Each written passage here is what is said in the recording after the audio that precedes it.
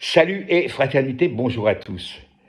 Nouvelle du front de la censure.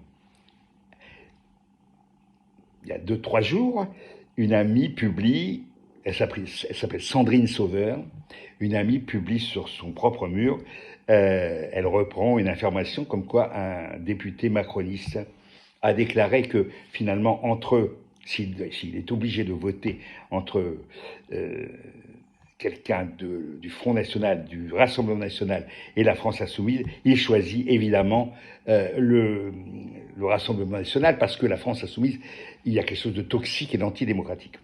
Voilà. Là-dessous, sous cette publication, j'écris une phrase quasiment historique.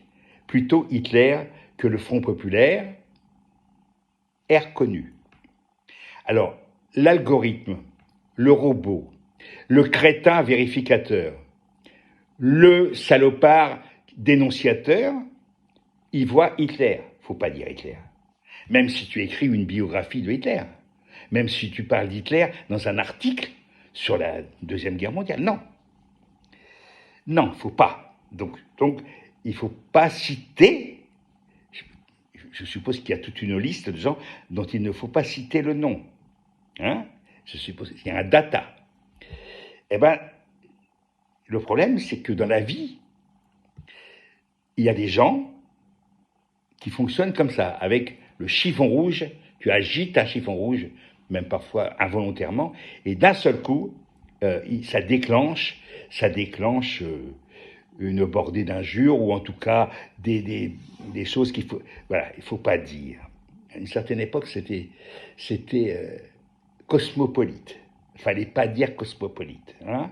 Donc, alors moi, je dis très clairement que le vocabulaire, le corpus du vocabulaire, l'histoire, ça n'appartient surtout pas à Facebook. Ça nous appartient à tous. Et donc, on a la totale liberté d'utiliser les mots, les références, et de citer les personnages que l'on veut. Sinon, ça s'appelle de la dictature. Et nous n'en sommes pas loin. Hasta la victoria.